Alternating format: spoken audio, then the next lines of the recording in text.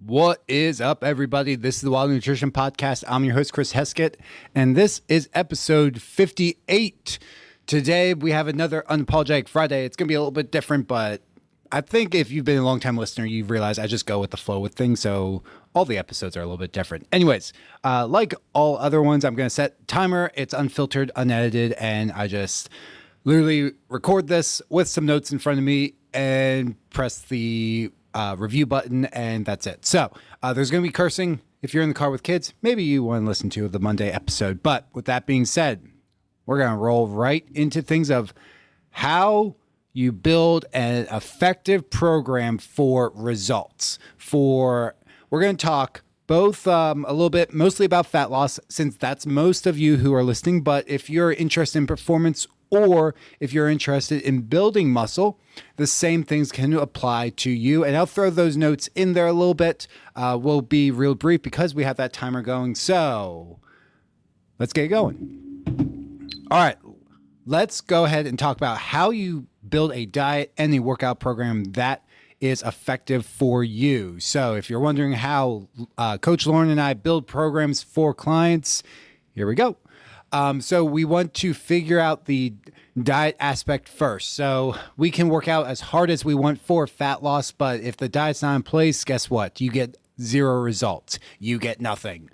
So we need to figure out the diet. The diet is the most important part. You can lose body fat without fucking exercising. It's more difficult. It's slower, but you can do it. So diet is key. Working out's still important, but if you have to pick one, we're going to pick the diet. So we're going to start there. First thing, we need to figure out how much energy you need to eat to lose weight, or how many calories you need to lose weight. The reason I said energy first was that's what we're calculating. We're calculating what we need to fuel the fire in you. And we want to find a balance between losing body fat and not feeling like absolute garbage all the time. So if we cut too much with too many calories out, you're like, oh, that'll make my weight loss faster. No, it fucking won't. It will make you miserable. Your body will subconsciously, your brain subconsciously will fight you here, and it will slow you down. You will become more sedentary. You'll be less motivated. You'll push yourself less in the gym. So we want to find that balance where we can get effective, fast results that are sustainable, but also be able to recover from workouts, enjoy life. And so what we want to do is use a BMR calculator. Like one, you can go onto calculator.net, type in calculator.net/BMR calculator. I believe that's it, but that's the one I'll use a bunch, and it will pop out your information. You just plug in your height, your weight, your age, your sex. You plug that in.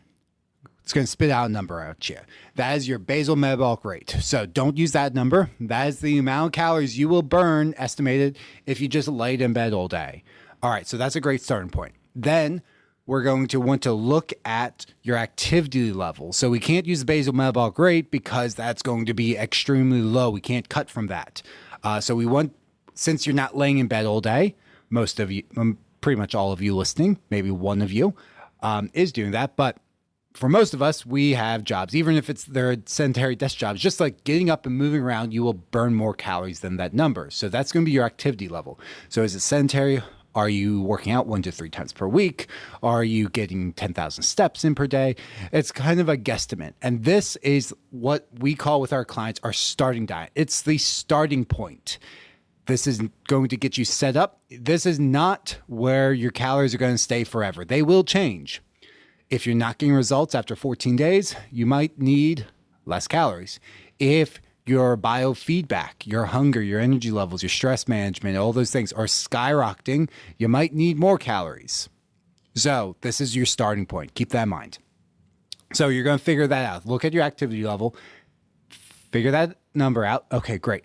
Now you're going to subtract 300 to 500 calories from that number based off the activity level. So example, if it's 2,000 calories, that is what it is, then you're going to subtract 300 to 500 calories from 2,000, and that's going to be 1,500 to 1,700 calories will be the range. You pick what you feel most comfortable with. Now, ideally, we're going to eat the most calories possible to lose weight. However, Sometimes 300 is a little slow, so you might want to go with that 500 number. There's no right or wrong answer here because it's just your starting diet. And if it's like way too low, you can always increase calories.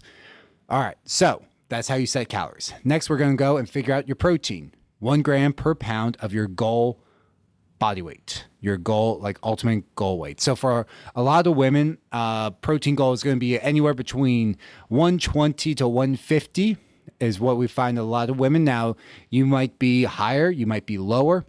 And then for men, a lot of times 150 to 200. Somewhere in that range, generally speaking. If you fall out of it, you can always send me a message and I'll help you figure it out. But within that range, generally.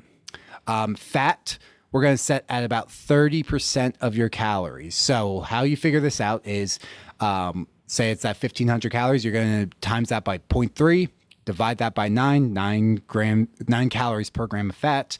That will figure out how many grams of fat. Now, it can be higher. We can go 40% fat. We can go a little bit lower.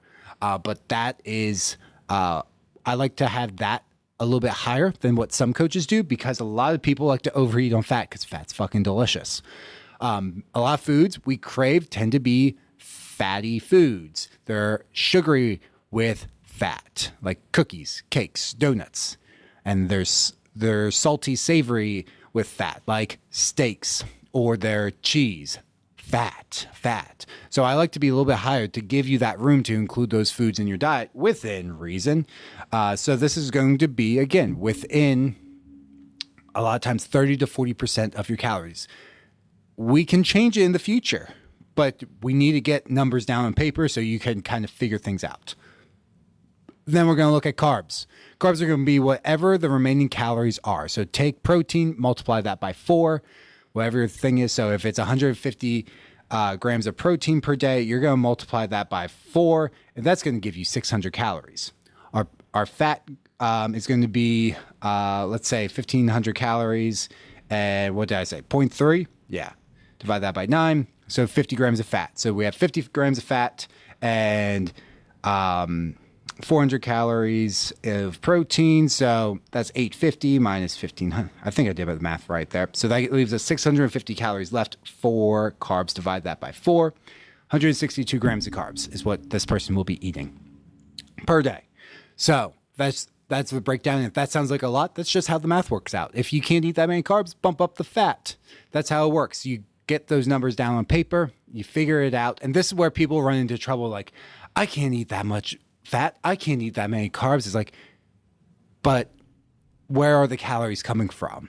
And I'll have this conversation with people in DMs. It's like, okay, here's kind of what I would suggest for all your macros. And they're like, wait, what? That's a lot of carbs. Well, we can bump up the fat. I don't know if I can do that much fat. Well, you need the calories. So where are they coming from? We can't go any higher with protein. You could, but you're not going to feel great and it's not going to necessarily benefit you. We need the energy. All right. So that's the nitty gritty of how to figure that out. If you need guides and stuff on that, send me a message and I will be glad to help you figure out all the protein and everything else, like the protein food sources. All right. From there, we're going to build a workout program super quick. So for most people, we're going to want to go with 2 to 3 days a week of resistance training. You can go to 4, but we want 2 to 3 days of resistance training for the most part. So something like a push, pull, lower kind of setup, or just total body setup. It's up to you how you want to break it down. For most people, I set them up with total body. All right, 2 to 3 days of resistance training. How do you build out an effective resistance training protocol? So simple. We're going to use movement patterns and figure things out that way. So we want to do a horizontal push and a horizontal pull. So horizontal push, think about pushing anything away from your chest. Bench press, push-ups, things like that. It can be incline, it can be machines, it can be dumbbells, barbells. It's up to you, but you're going to push things away from you.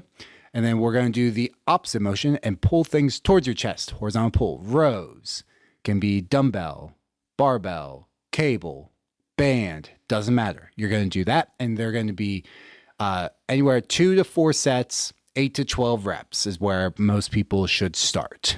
That's that part of upper body. Then we have vertical, so pushing things and pulling things overhead. So think for pushing, shoulder press. Basically, that's it. But you have the different variations: dumbbell, barbell, single arm. Single arm, if you have shoulder issues, is better, or landmine, half kneeling, full kneeling. Then when it comes to the lower body, we're going to have like pull-ups, lat pull down. Those are going to be your vertical pulling. And you have, again, the variations thereof, single arm, etc. So that's going to be your upper body. That's the basic movements. There's 4 movements for you. You do those, split it up. You don't have to necessarily do them every day, but you're going to hit each of those at least twice a week. With lower body, you have knee dominant movements and you have hip dominant movements. Knee dominant are going to be squats, lunges, step ups. Think most quad exercises. Then we're going to have hip dominant movements. These are going to be your hamstring and glute exercises: deadlifts, RDLs, glute bridges, hip thrust. And then you can kind of include leg curls in there, though it's an isolation movement. But most people need a little extra hamstring. So we're going to do, again, 2 to 4 exercises of 8 to 12 reps there. There's your lower body. And then in addition to that, you want to make sure you get some single leg work in there too. So don't do squats every single day or leg press or hack squat. Like do some lunges or do step ups, like break it up, especially for the quote unquote functional fitness that most of you listening are interested in. Then we're going to throw in 1 to 2 core movements. 1 to 2, not 57. And reps should be 8 to 15, not 1,000. So true core training. Everyone says like the core is different. It's not that different than the rest of your muscles. You should not be doing thousands of pounds, thousands of reps, and you should have recovery time. So when it comes to core training, hit it hard, 2 to 4 sets, 8 to 12, 6 to 12 reps, or 6 to 15. What did I say?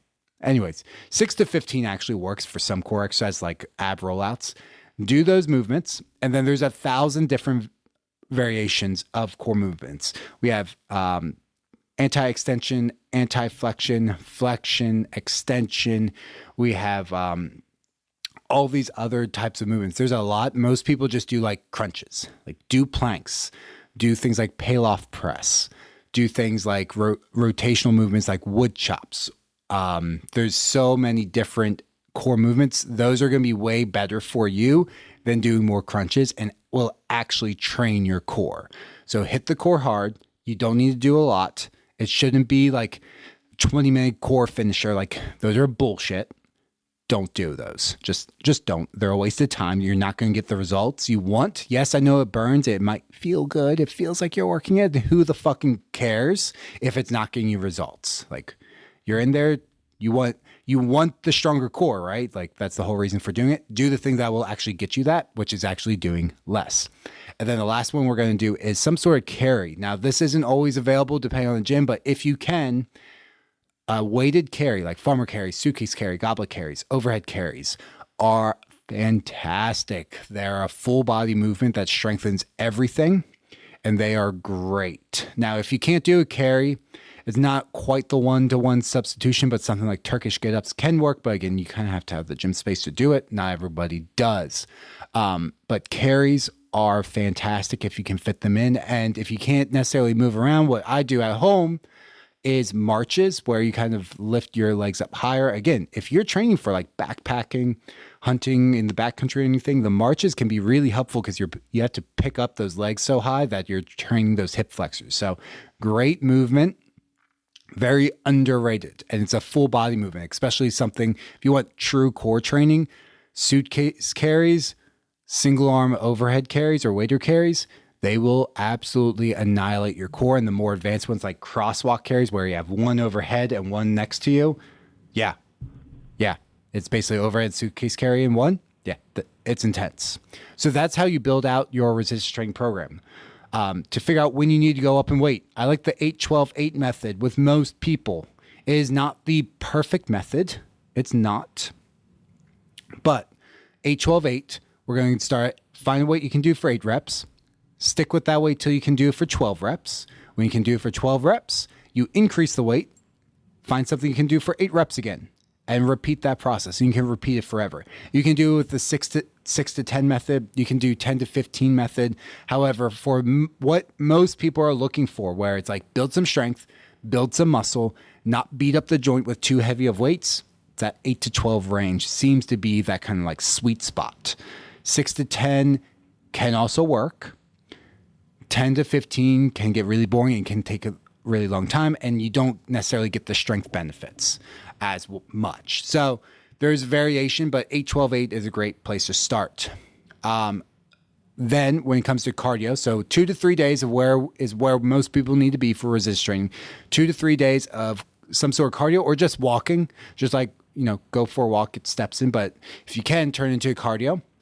So 2 to 3 days, zone 2 cardio, get that in. I know it's kind of boring, but turn your walks into cardio. Add a weight vest, go for a faster walk, do some other stuff, go for hikes with a heart rate monitor. There's the timer. We're almost done here. And I'll go over how to add muscle mass and performance goals in a second, right at the end here. But so we're going to get some cardio in. This is going to help with your recovery from those workouts there. And yes, they burn body fat and calories, but the whole purpose is allowing your body to actually use oxygen efficiently so that in our day-to-day lives, we can not get out of breath and we can recover better from our resistance training workouts where those results we really want are at. And then one day for most people, 1 day of HIIT workouts. That's it. You don't need more than that. You don't. And HIIT workouts, a true HIIT workout shouldn't be longer than 15 minutes. That's HIIT workout. Like HIIT workouts, get in, hit it really fucking hard, get out. Hour-long HIIT workouts in the gym are not a thing. The intensity is not there. Yes, you're leaving sweating. It is not. It is just some interval training. It is not actual true HIIT. It is not. HIIT training should be with recovery. So you'll see we're doing HIIT and it's like 60 seconds on, 10 seconds off. That's bullshit. Actual HIIT training should be like 10 seconds on, 20 seconds off. It should be at least a 1-to-1 ratio of work to recovery. That means 30 seconds on, 30 seconds off, 30 seconds on, 30 seconds off, but 1-to-2 to 1-to-3 tends to work better. 15 seconds on, 45 off. 15 seconds on, 30 seconds off, something like that. 30 seconds on, 90 seconds off. But during the 30 seconds, 90 seconds is a long time. Yeah, it's recovery because during those 30 seconds, it is as intense as you can push it. Most people aren't willing to do it. Most people aren't. And you can't do it for an hour. You are not recovering enough to keep up the intensity. By the intensity, I mean you are performing at 90% of your max capacity for those 30 seconds. Not all out. We don't want to do that because that can set us up for injury. But you are performing so intense that you can almost not continue after the 30 seconds. You need that rest. And then you're going to repeat that 9 more times. You're going to do that again, 9 more times. You're like, holy shit. I don't know. You can't do it for an hour. You just can't. So, but you can't build a business model off of 15-minute workouts necessarily. So yeah, people want the hour, whatever, the arbitrary hour. If you can get the work done in less time, do it. So let's talk real quick. Let's go to building muscle. Instead, we're going to figure out our BMR and activity level. Instead of subtracting 300 to 500 calories, we are going to add. So we're going back to, the diet. We're going to add those calories into our diet. Add them. Add on top of everything. So if that was the 2,000, that means 2,300 to 2,500 calories. That's the only difference. Training, your ability to recover goes up. So you might be able to do 3 to 4 days of resistance training if your schedule allows it. So when you add more calories, you can recover from more. So you can do more. I would not necessarily recommend more HIIT workouts. That's going to take away from your ability to recover from those resistance training. The goal here is to build muscle. whether it's just to get the tone look or to get jacked like I was chasing for years, doesn't matter. The body is the same. If you're just looking for the tone look, you're just going to go for less time. So regardless, so a lot of people think I just want to get toned. There's no special way to like get toned. It's the same process of what a bodybuilder does. You're just going to go for less time. Instead of spending the next 10 years trying to like get as jacked as possible, you might spend like a year.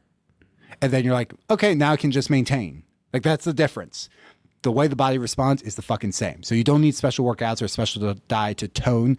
It's the same. You follow the body responds the same way to progressive overload and the diet and everything else. You do the same shit, but you're just going to go less. You're going to go until you get your result and then you maintain. Like, I'm happy with the way I look. Great. Now you can pull back. You can chase other goals versus someone who's trying to become bodybuilder. It's going to be like, I'm not done yet. I'm going to keep going. I'm going to keep trying to build as much muscle as possible. That was me. If you were chasing performance goals, okay, now we might need to increase those HIIT workouts. So we're still going to keep 2 to 3 days per week. The diet part, again, just like I said before, we need to increase the calories, 300 to 500 calories. However, a lot of that increase will need to be carbs. With carbs and fat are important for building muscle, but when we're chasing specific performance goals, generally we are looking at activities that are burning carbohydrates. Fats are just too slow of burning.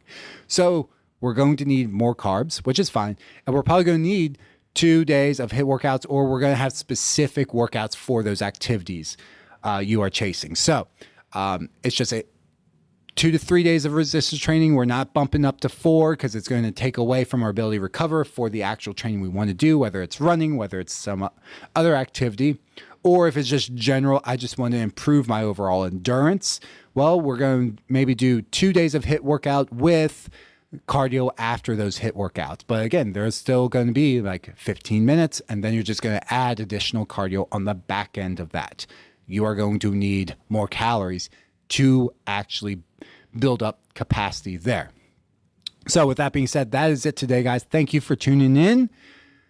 We are looking for some clients to take on for July. So as this is coming out, we have one spot left for June, and we are going to have a few spots open for July. However, we do have a challenger going. So make sure that if you are interested, click the link down below, fill out that application, because we're going to fill up super quick, because my daughter Victoria is going to be born very shortly here, and we're going to go on a hiatus. So episodes are still going to come out in June and July here.